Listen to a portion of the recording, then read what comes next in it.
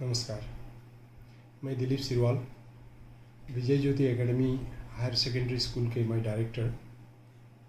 आज आप सभी पेरेंट्स से मुझे कुछ ज़रूरी बातें कहना है। एक्चुअली अभी जो लॉकडाउन चल रहा है, मार्च महीना के लास्ट वीक से ही लॉकडाउन शुरू हुआ है और ये हमारे बच्चे का एग्ज़ाम का कुछ पेपर भी रह गया है। लेकिन उसी समय से हमने सोचा कि बच्चे का जो पढ़ाई है वो प्रभावित ना हो, इसीलिए सभी टीचरों से मैंने इमरजेंसी मीटिंग करके उनको हिदायत दिया कि आप लोग ई क्लासेस चलाने के लिए वीडियो बनाएं और बच्चों को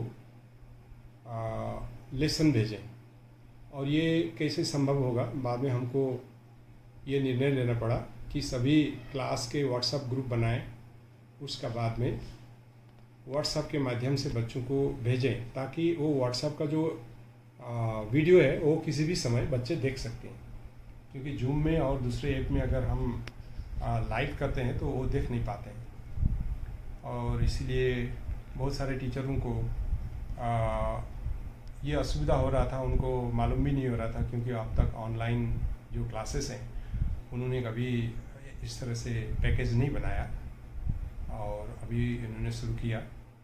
और हमारा प्लान ये था कि हम अपना जो एजुकेशन है किस तरह से सबसे आगे रखें, सबसे कॉम्पिटेंट एजुकेशन हम कैसे दे सकें, ये हमारा पहले से भी हमारा ये प्रयास है और अभी भी हमारा यही प्रयास है। क्योंकि दिन व दिन एजुकेशन का जो कंपटीशन है वो बढ़ते जा रहा है, खास करके इंग्लिश मीडियम स्कूल में। और आप लोग सभी जानते हैं, हम लोग जब से स्कूल खुला है तब से हम लोग CBSE सिलेबस लेकर ही चल रहे हैं। हालांकि हमारा एफिलिएशन जो है MP बोर्ड का है, लेकिन इससे कोई फ़र्क नहीं पड़ता है। अगर हम अच्छा चीज़ देना चाहें तो कमारा एक कैपेबिलिटी होना चाहिए। एक तो हमारा टीचर इतना काबिल हो कि वो कैसे भी अच्छे से अच्छे सिलेबस, कठिन से कठिन जो बुक है उसको भी बच्चे के सामने वो एक्सप्लेन कर सकें। क्योंकि अब दुनिया बहुत बदल रही है, जिसका पढ़ाई कमज़ोर होता है उसका जीवन में बहुत कुछ आगे नहीं बढ़ सकता। तो मेरा ये एक इच्छा है कि हमारे स्कूल विजय ज्योति एकेडमी में जो भी बच्चे पढ़ रहे हैं जीवन में कुछ ना कुछ शख्सियत बने। हालांकि यहाँ एक प्रॉब्लम ज़रूर है, ज़्यादातर पेरेंट्स को इंग्लिश बोलने नहीं आ रहा है और घर में पढ़ाने भी नहीं आ रहा है। तो ज़्यादा से ज़्यादा जो काम हमें करना पड़ता है वो टीचर के माध्यम से ही करना पड़ता है। ये लॉकडाउन पता नहीं कितना लंबा होगा, लेकिन ये इतने लंबे अवधि के दौरान में हो सकता है बच्चे बहुत कुछ भूल जाए, खास करके छोटे क्लासेस के बच्चे। और बच्चों को एंगेज करके रखने के लिए हमने ये प्रयास किया था, और ये जो प्रयास है हमने 1 अप्रैल से ही शुरू कर दिया था और इसका हमें बहुत अच्छा रिस्पॉन्स मिला है। बहुत सारे पेरेंट्स ने हमको इसके सराहना भी किया है, लोगों ने, उन्हें अच्छा लगा। इसी दौरान में हमने बहुत कुछ नया हमें एक्सपीरियंस भी हुआ है। जैसे लॉकडाउन के दौरान में पेरेंट्स और बच्चे घर के अंदर है, बच्चे बाहर खेलने नहीं जा सकते हैं, घूमने नहीं जा सकते हैं, और उनको एक टेंशन जैसा माहौल हो गया है। तो इसी दौरान में हम लोगों ने अच्छे अच्छे जो वीडियो बनाए, बच्चों को कैसे अपने को फिटनेस रखना है और किस किस्म के क्रिएटिव काम करना है, इस विषय में बच्चों को हमने वीडियो बनाकर भेजा है और उसका रिस्पॉन्स भी हमें बहुत अच्छा मिला है। कुछ बच्चों ने और पेरेंट्स ने मिलकर हमको उधर से भी अच्छे वीडियो बनाए एजुकेशन से रिलेटेड। अपने स्कूल विजय ज्योति एकेडमी में जैसे जब स्कूल चलता है तो बहुत सारे गतिविधि हम बच्चे को बताते रहते हैं। यहाँ योगा के क्लासेस होते हैं, यहाँ एक्सरसाइज, फिजिकल एक्सरसाइज होता है, यहाँ अलग सा हेल्थ का ट्रेनिंग के लिए हम लोग बच्चे को सिखाते हैं। बहुत सारे कंपटीशन होते हैं, कॉन्टेस्ट होते हैं, डिबेट होते हैं। तो ये तो होता ही है, परंतु अब लॉकडाउन के दौरान में बच्चे को हम लोग कैसे एक्टिव रखें, इसके ऊपर में हम लोग ध्यान देते हुए सभी टीचरों ने अपने अपने हिसाब से अलग अलग छोटे छोटे मोटिवेशन वीडियो भेजे। किसी ने योगा के वीडियो, किसी ने बॉडी बिल्डिंग, किसी ने फिटनेस का, और सोशल कॉज, सोशल इश्यूज़ के ऊपर में ये सब वीडियो बनाकर हम लोग ने बच्चों को भेजा। और कोई कोई टीचर ने यहाँ तक भी बच्चों को मोटिवेट किया, उनको एक वीडियो का पैकेज बनाकर भेजा कि कोरोना के टाइम में, जिस क्वारंटीन के टाइम में हमको क्या करना चाहिए, क्या नहीं करना चाहिए, कैसे रहना चाहिए, और अपने आप को कैसे खुश रखना है, कैसे एक्टिव रखना है, और परिवार में कैसे अच्छा से रहना है। इस विषय में भी अनेक किस्म के हम लोग ने वीडियो भेजे।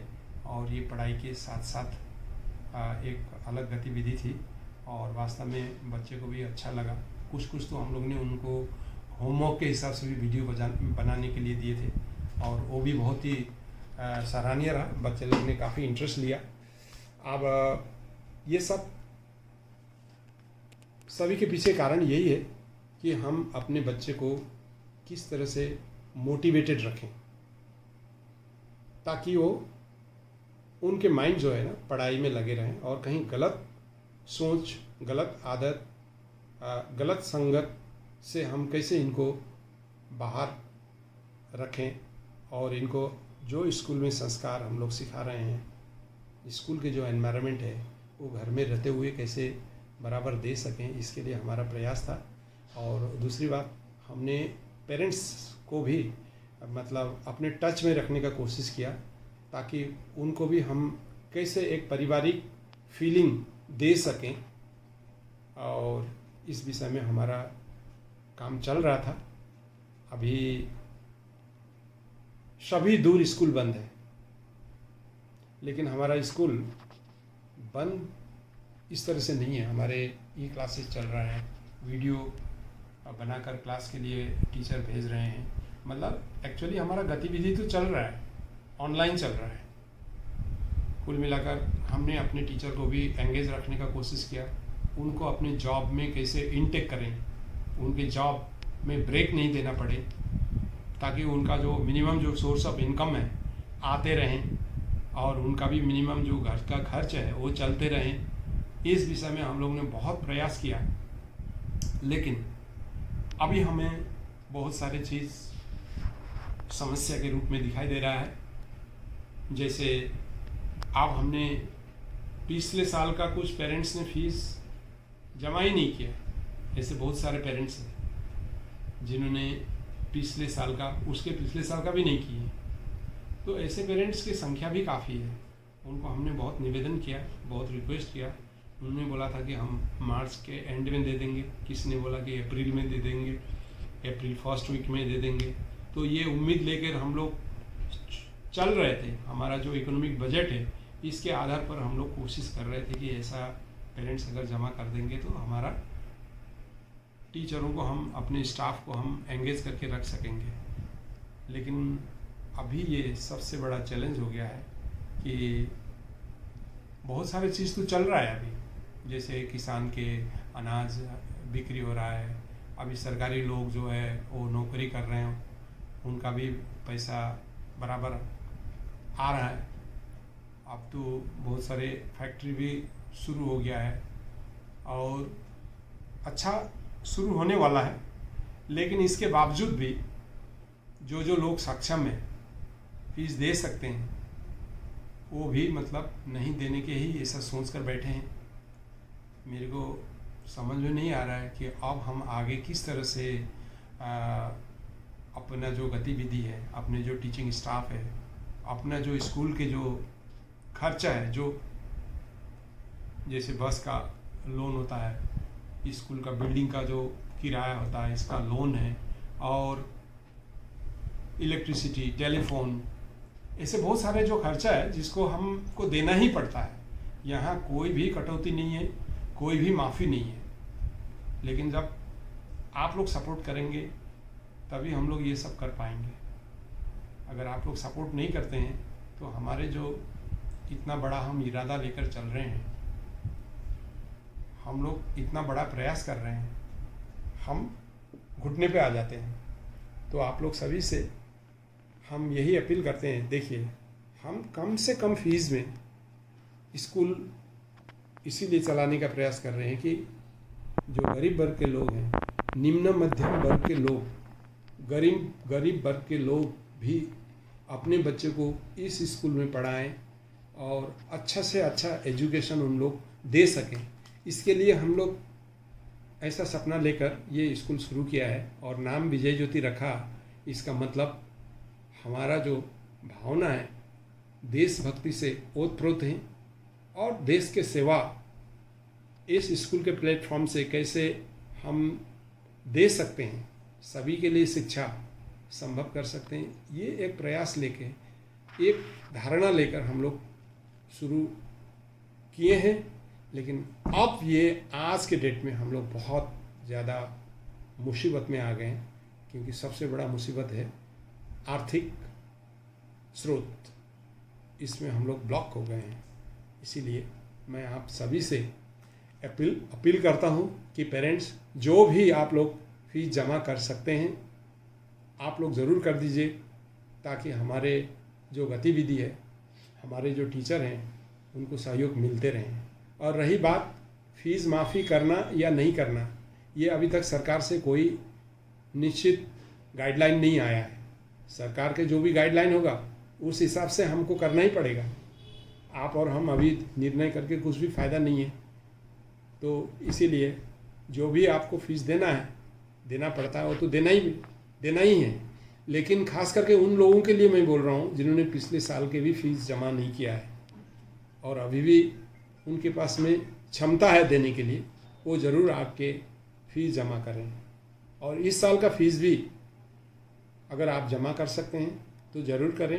अगर कभी ऐसा हो गया कि इस साल का फीस में इतना रियायत देना है, उतना रियायत देना है, अगर गवर्नमेंट की तरफ से ऐसा कोई निर्देश आता है तो आपको वो ज़रूर मिलेगा। इसमें आपको कोई सोचने की ज़रूरत नहीं है।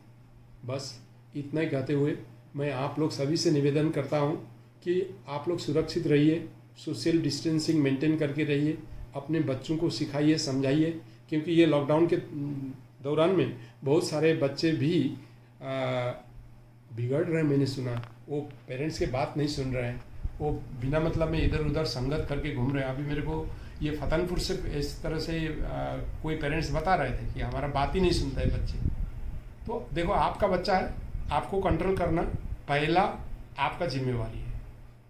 तो इसीलिए अगर बच्चे हैं तो आपको माता पिता के हिसाब से ही उनको कंट्रोल करना पड़ेगा। इसके लिए कोई पड़ोसी नहीं आएगा और हम भी ऐसा कुछ नहीं कर पाएंगे। इतना ही कहते हुए मैं आप लोग पुनः सभी को निवेदन करता हूँ कि ये समय आ गया है कि आप लोग अपने विद्यालय को, आपके बच्चों के विद्यालय को सहयोग करें। धन्यवाद। जय हिंद।